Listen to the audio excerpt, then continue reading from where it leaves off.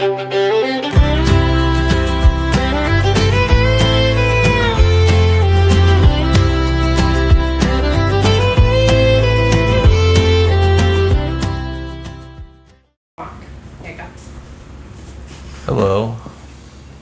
Hi, I'm Amelia, And I'm Jay. and this is Raising Barbarians, the podcast on being human. Today we're going to talk about our information diet, which is a term you could use for which kinds of information you choose to consume. What kind of information do you choose to consume? Well, lots of different kinds of information, but one of the main things that we wanted to go over in this podcast was talking about how we use AI, how to use it in ways or not use it in ways that benefit us most, and then how to pick out good things to expose yourself to and what the culture is currently putting out there that's changing the ways that we think, our ability to think, and how we can, and our ability to discern good information and good ideas from bad ones. Any particular place you want to start regarding any of that? No?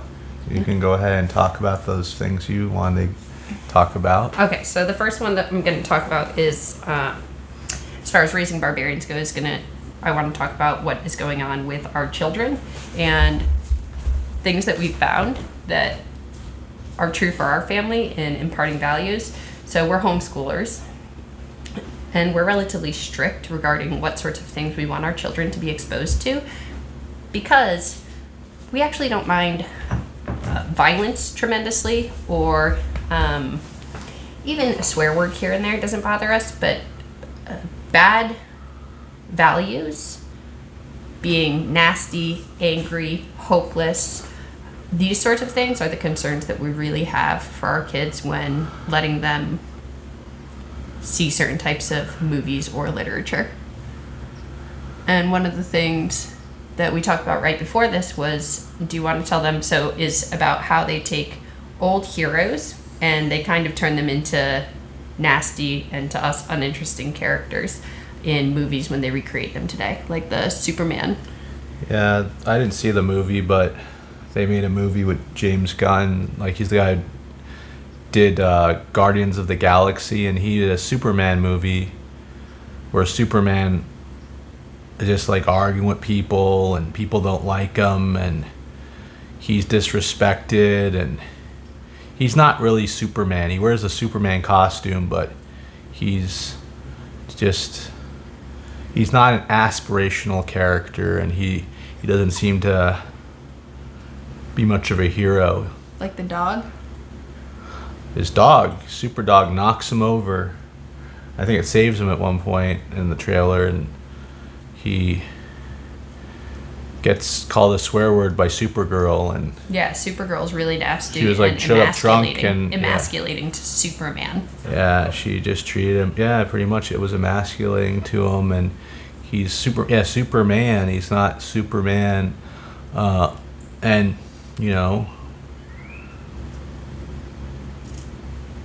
they talked about in this one video, they didn't bring up Superman, but they brought up Indiana Jones in his older, he was all broken, and also thinking of Star Wars, when they brought him back as Han Solo, they bring him back and he's back to where he was before the movie started. He went back. He also got split with Leia. His son is in the dark side, and then he just dies. He gets killed by his son, I think. And then there was Luke Skywalker? They mentioned Luke Skywalker too. Luke Skywalker, who was like this optimistic guy, saw good in Darth Vader, saved the whole universe, galaxy, whatever you want to call it. He was just hiding away on a planet, drinking milk and not caring about people. And regardless of how you really want it, even if they come out of those, which a lot of times they don't fully come out in these movies, they don't fully come out of this really nihilistic worldview. But even if they do, our stories are how, especially for children, but for all of us, stories are how we make sense of the world. And when we see that the person we're supposed to look up to is nihilistic and nasty, regardless of if they fight their way out of that a little bit, it's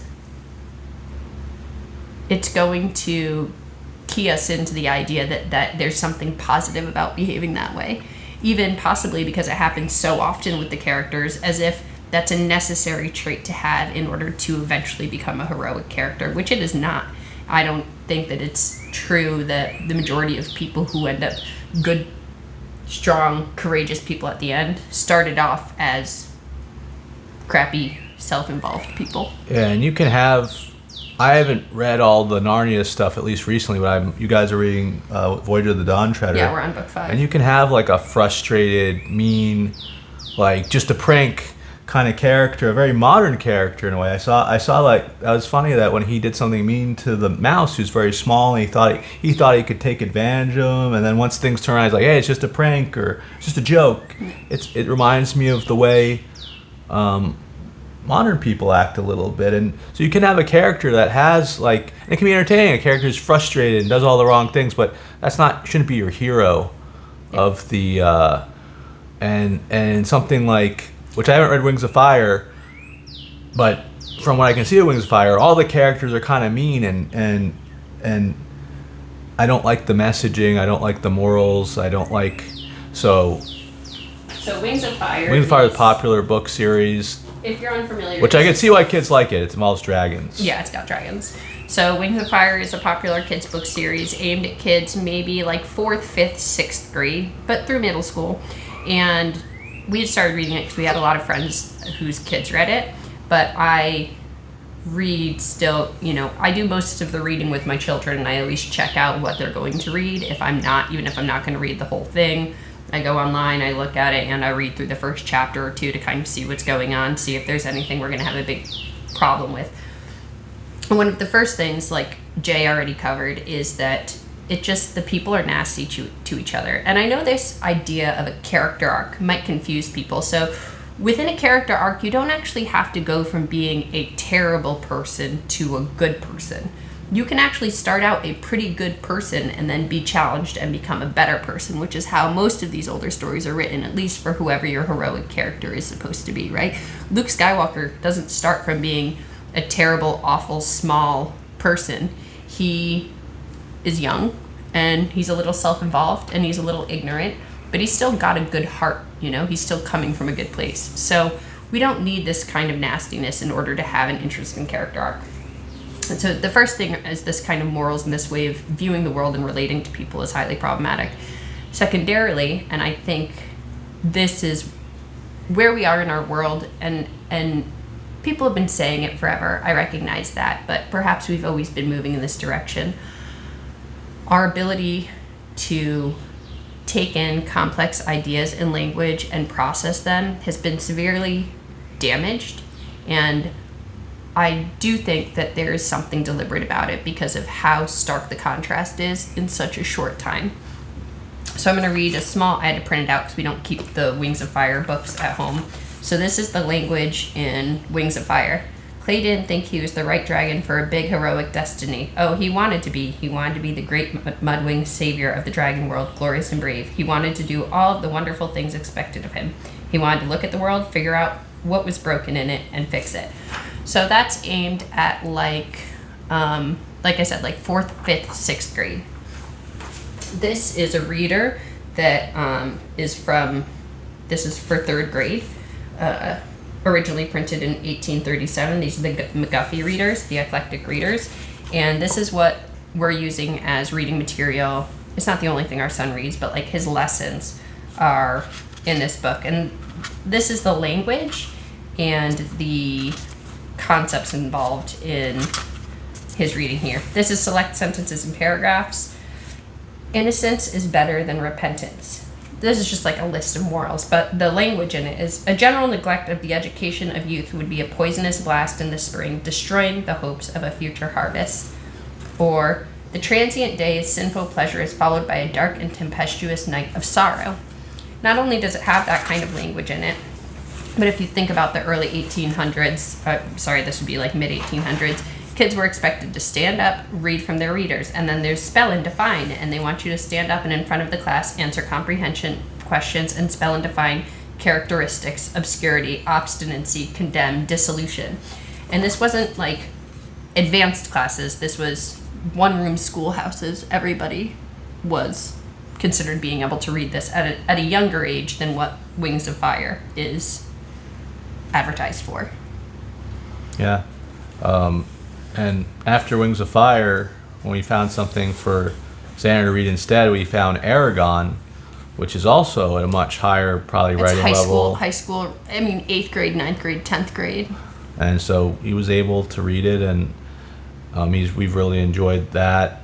You had a Pokemon card, and there was a bookmark just now, which made me think of Pokemon. And I think you said Ash in like, I don't know how it gets later on, but in like the original series that we used to watch when we were a kid, you say Ash is actually a pretty good protagonist because he's he's courageous. capable. He stands up for others, even in situations where he's not sure. Right, like you might go, yeah, the odds are against you there. He is happy to stand up for what he thinks is right, and he doesn't feel small. He doesn't feel small and selfish, which is, again, the characters in Wings of Fire. It would be like that, and lots of other books. Even, the boys like Captain Underpants. Captain Underpants was iffy. It's not the they're worst. mean in it. No, they're mean. It's They definitely treat kids a little bit with. They it's treat not the kids worst. with seriousness, but yes, but it is, the characters are small and self-involved and don't think about how their actions affect others very much, which is, again, it's not problematic to have characters like that. There are people like that in the world, but to have them as your role model and heroes is problematic. Yeah. And this dumbing down of the concepts and the language. Yeah.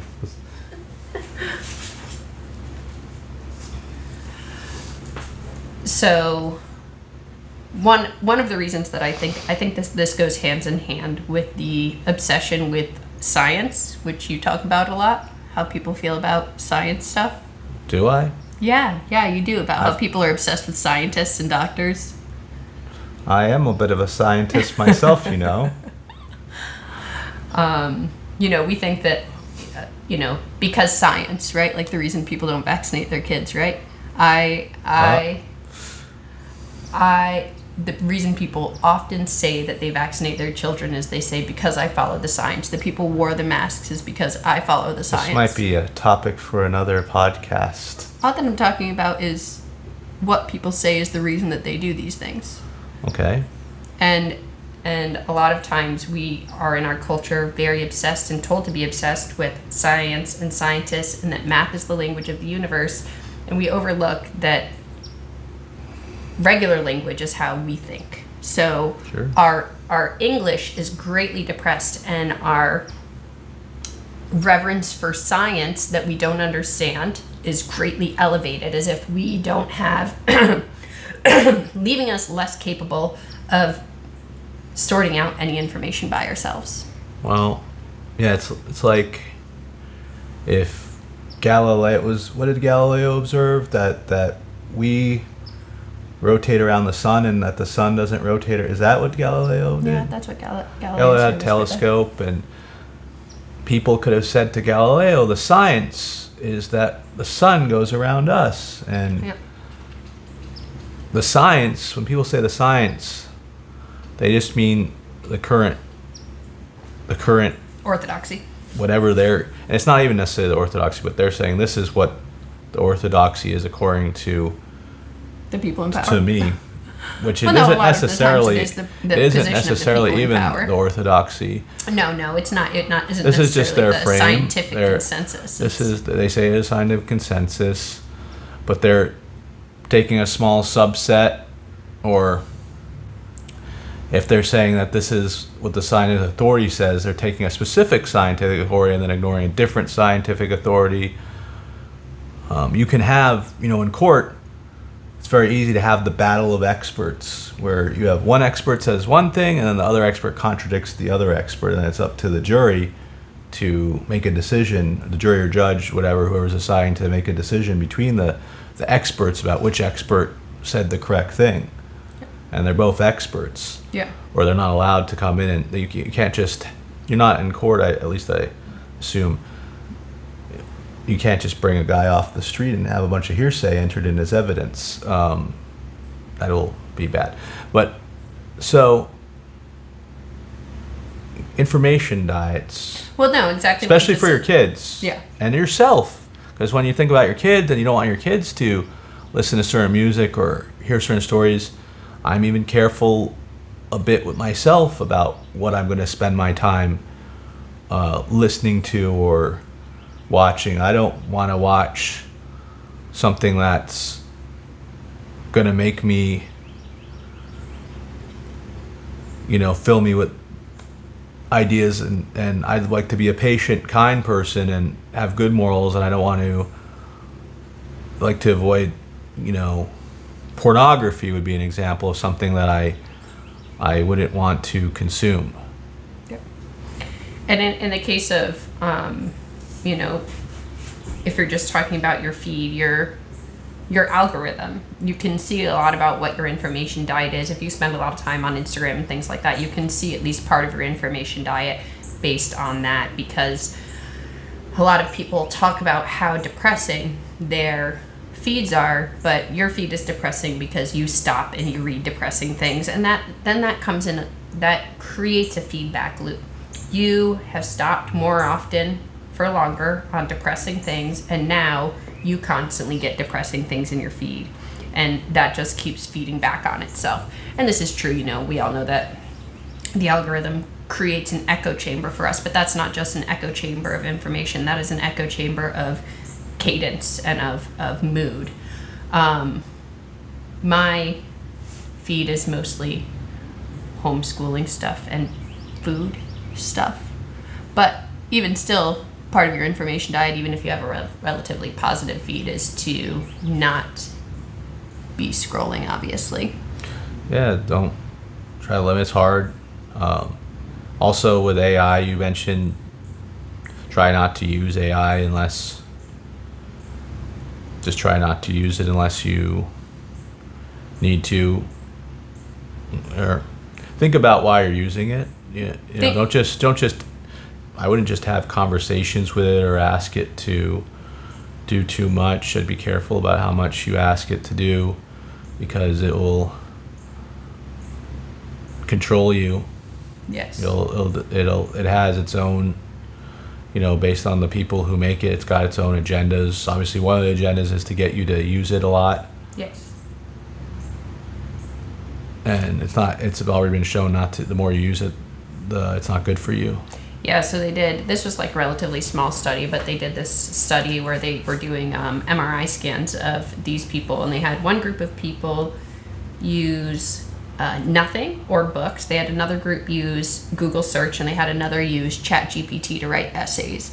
And over time, first off, the people who used ChatGPT showed less activity overall, and over time, their ability to become creative in their thinking or use complex or original ideas completely disappeared. And the longer that went on, the less likely they were to do any adaptation to the stuff they had gotten from ChatGPT. So let's say currently a person were to write something, have ChatGPT write something for them.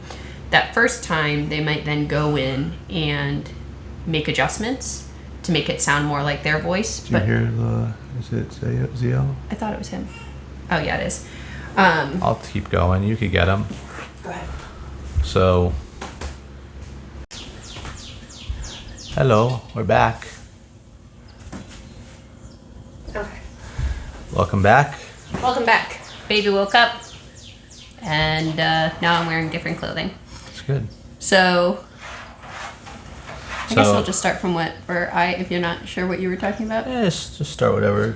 Okay, so I was saying the ChatGPT, the time, they would put less in, and then by the end of this period where they were having the people write the different essays, rather than even try to adapt the essays to sound more like them, they just started copy pasting. And this is so pervasive, in fact, that in the freelancing community, they specifically say you can't use AI to write these because it makes everything sound exactly the same. Yes, I can tell when something is AI or at least I think I can tell. I might not always be able Other to. people seem to think they're able to as well. I can't. A lot of things already sounded very generic to me. There you go. People already began to sound like AI. Yeah, So that's everybody the kind problem. of talks the same, so. You were talking about the inversion of good and evil. Yeah, so another fun thing regarding this AI, I was talking to a friend of mine. Oh, hello, friend. Hi, friend.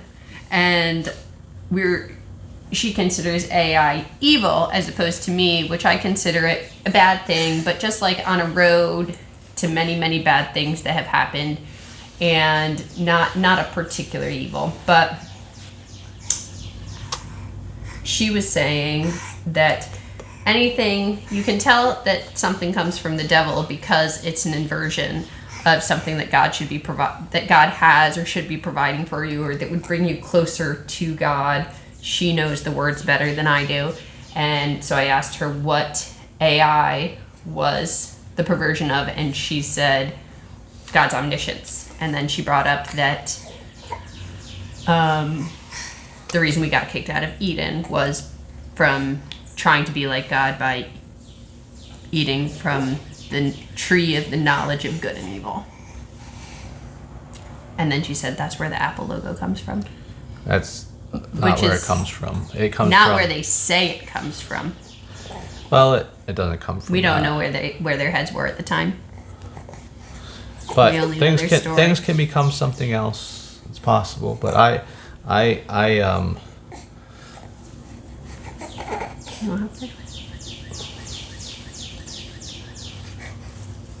So I've got it. you got Mommy. it. Okay. So with AI, obviously the huge hazard is that it's going to not only does it dampen your ability to be creative and original, but you're going to become dependent on it the same way that you become dependent on smartphones. And that's what I think the scariest thing about AI is for me, that we've seen so many technologies come in and really terribly change the way that we run our lives and that we think and that we communicate and then we connect. And we had one just very recently. This isn't like the car, which got introduced a good long while ago and we might forget about. This is, smartphones only became popular 15 years ago, right? And we live in a radically different world now. And there are people who are saying that AI is going to change things even more.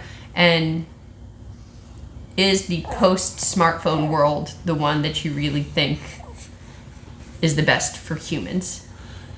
Yeah, we don't let our boys use AI. I don't think it's a good idea for people to let their kids interact with AI at this point, at least.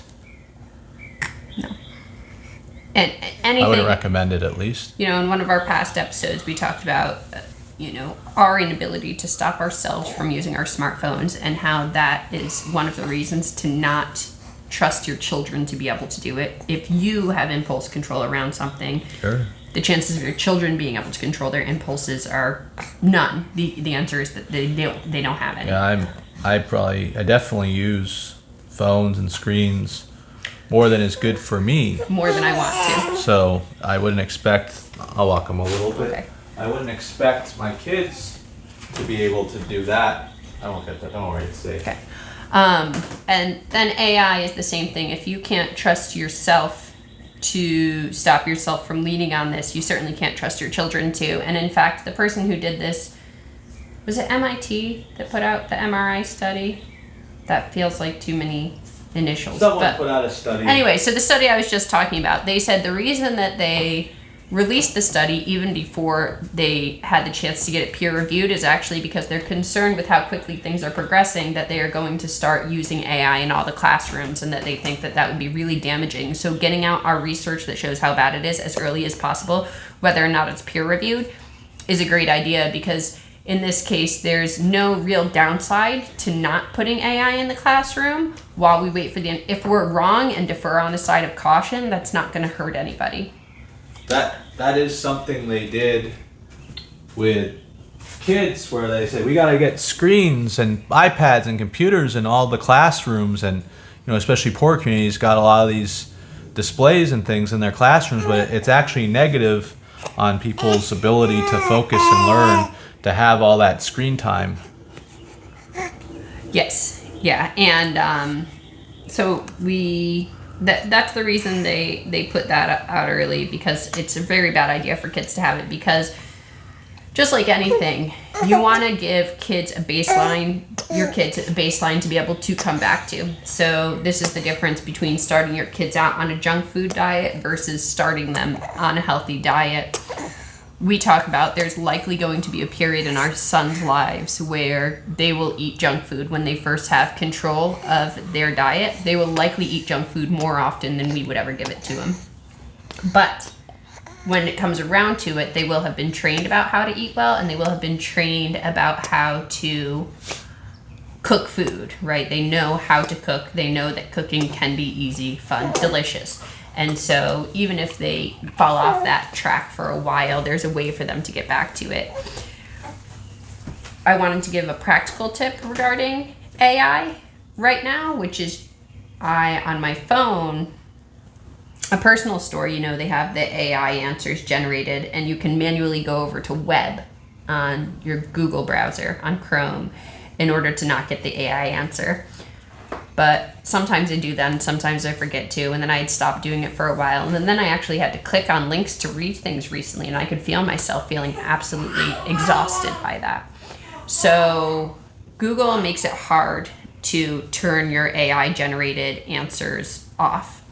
If you just go over to DuckDuckGo, get DuckDuckGo on your phone, they'll just ask, do you want AI answers or not? And you can just say no. At first, I still thought I had the AI answers, but all it actually was like the Wikipedia overview that we used to have on Google like 2 or 3 years ago. So it where you're getting that information from, rather than it being amalgam from many different sources that their algorithm is deciding to feed you. Any final thoughts on information diet? I just want to say one more thing on the AI that's important, is that I saw a funny quote the other day. It said, when I'm knowledgeable about the subject, AI is about 60% right. But when I'm unknowledgeable about the subject, AI is 100% right. Right? It's not that there's going to be this giant glaring fault that you're necessarily going to be able to catch as a novice to a certain subject. There will be small inaccuracies that, built up over time, will lead you to have a very wrong answer. So, Google around on some things that you know a lot about and see what kind of answers you get, and see how accurate those are and how much they reflect your values and what you think. And then Google something that you don't know about to give yourself a little test, so that if you are going to, thank you, Daddy. If you are going to use that, then you can at least discount the information that you're getting. And I guess that will wrap things up. I did want to say, as a favor to us, please let us know if there's any podcast this reminds you of, so that we can get connected with other creators who are creating the same kind of content. An audience and want to have me on so that we can get more exposure, please do. Share, like, subscribe. Watch the whole video. Watch it again if you want. And my final thoughts are, yes, be careful about what you yourself take in: music, movies, information, the sources, and be careful about what your kids watch. One source we like to use is like a website that you see like what's good for like Christian. We use Common Sense Media sometimes, but I've heard some people say that's not the best. It's at least a good place to start. Yeah, I wouldn't trust anything fully. I think watching it with your kid, if you watch something problematic, if you're watching it with your kid, which we like to do, we don't always do, but we try to watch with our kids. That way, even if there is something problematic, you can be there with them and talk about it. But yeah, know what your kids are watching, know what you're watching, and go on an information diet. Some things that you used to watch or listen to, don't do that anymore. If it's not good for you or good for your family or good for your kids, and you are what you take in. I was just about to say, you are what you consume. You are what you eat. You are what you take in as far as what you listen to, and you are who you spend your time with. So, so be safe. All right, good one. All right, go stop that. Thank you. Thank you.